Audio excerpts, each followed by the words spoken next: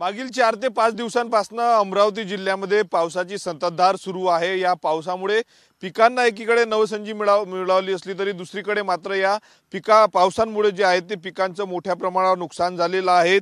कृषी विभागाचा जो अहवाल आला या अहवालानुसार जर आपण पाहिलं तर अमरावती जिल्ह्यामध्ये 6 तालुक्यामध्ये जे आहे ते मोठ्या प्रमाणावर पाऊस झाला आणि या पावसामुळे जर पाहिलं तर तब्बल 1300 हेक्टरवर पिकांचं जे आहे ते नुकसान झालेलं आहे। यामध्ये सोयाबीन असेल, कपाशी, तूर, मूग, उडीद आदी पिकांचं जे आहे ते खरीप हंगामातल्या पिकांचं नुकसान या अति पावसामुळे झालं आहे। ज्यामध्ये चांदूर बाजार असेल, अमरावती तालुका, धामणगाव रेल्वे तालुका, दर्यापूर, चिखलदरा आणि अचलपूर अशा 6 तालुक्यांचा जो आहे तो समावेश आहे। आणि या 6 तालुक्यामध्ये जे आहे ते मोठ्या प्रमाणावर पाऊस झाल्याने जे आहे ते नुकसान झालेलं आहे।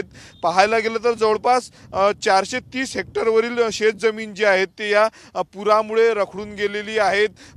पावसामुळे नदीला पूर येतो आणि अनेकदा जर आपण पाहिलं तर पूर जो आहे तो एखाद्या शेतामधून जातो आणि त्याचमुळे जे आहे ते जवळपास जिल्ह्यातील 430 हेक्टरवरील जे आहे ते शेत जमीन जे आहे ते खरडून गेलेले आहेत। ओएसिस फर्टिलिटीच्या तज्ञांनी IVF उपचार पद्धतीद्वारे 1 लाखांहून अधिक जोडप्यांना मातृत्व प्राप्तीचा आनंद दिला आहे।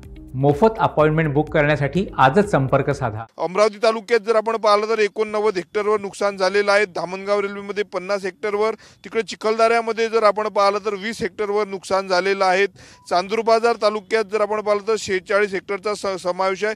शिवाय 147 हेक्टरमधील कपाशी आणि 58 हेक्टरमधील व 4 हेक्टरमध्ये ज्वारी असं नुकसान जे आहे ते आलेलं आहे, समोर आलेलं आहे। तिकडे जर आपण पाहिलं तर 5 मंडळामध्ये मुसळधार पाऊस झालेला आहे। मेळघाट मोर्शी तालुक्यात मुसळधार पाऊस झाल्याने जे आहे ते मोठ्या प्रमाणावर नुकसान शेतकऱ्यांचं झालेलं आहे। सोबतच अहवालात असं सांगितलेलं आहे की 2 व्यक्तींचा मृत्यूही जो आहे तो या पावसामुळे झालेला आहे। 14 जनावरांचा जो आहे तो मृत्यू या संपूर्ण पावसाच्या काळामध्ये झालेला आहे। दुसरीकडे महसूल विभागाकडनं मात्र संपाचा बाऊ केला जात आहे। अनेक भागात संपाच्या नावाखाली पंचनामे होत नसल्याचा आरोप जो आहे तो शेतकऱ्यांनी केलेला आपण दृश्यात बघू शकतो। अशा पद्धतीने जे आहे ते शेतामध्ये जे आहे ते पाणी साचलेलं आहे। तब्बल 1300 हेक्टरवर जे आहे ते नुकसान अमरावती जिल्ह्यामध्ये झालेलं आहे। त्यामुळे लवकरात लवकर पंचनामे करून मदतीचा हात देण्याची जी आहे ती मागणी शेतकऱ्यांच्या वतीनं करण्यात आलेली आहे। 11 तालुक्यात जर आपण पाहिलं तर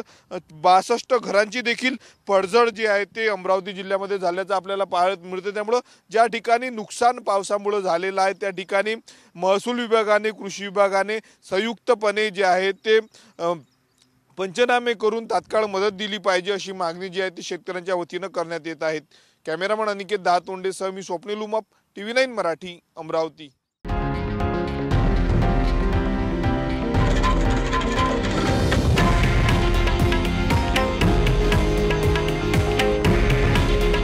हे आहे देशातील नंबर 1 न्यूज नेटवर्क आणि आपण पाहत आहात TV9 मराठी। काळजी तुमची, हित महाराष्ट्राचं।